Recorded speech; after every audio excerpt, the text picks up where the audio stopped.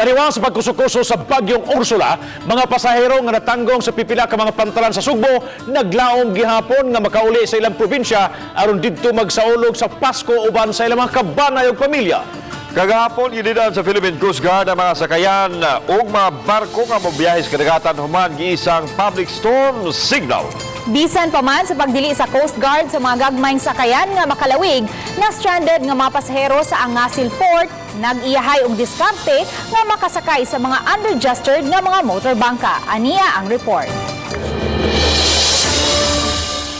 Nagtapok dinhi sa Angasil Port kini mga na-stranded nga mga pasahero paingon sa Ulango Island.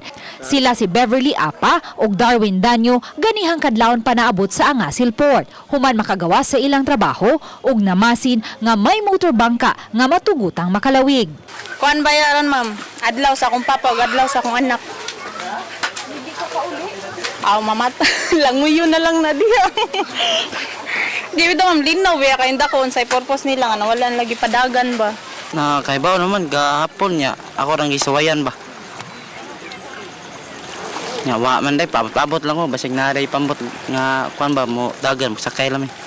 Mihabol na ang bagang dagom sa Mactan Island kaganihang buntag. Apan linaw pa ang dagat ug maaninaw pa ang isla sa Ulango.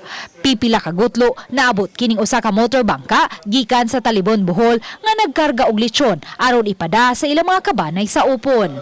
Apan mao pa lang gani ang pagpakanaog sa karga. Paspas kaayong nakasakay ang mga pasahero sa motorbangka.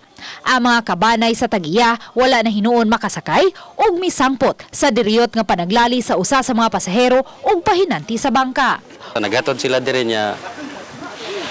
Sakay ra po mi para balik sa Bohol ba?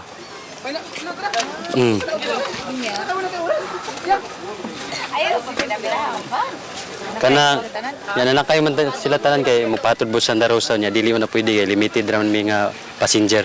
Human sa pipila ka minutos, may gamayng motorbangka raw sab nga naabot ug daling gisakyan sa ubang mga pasahero.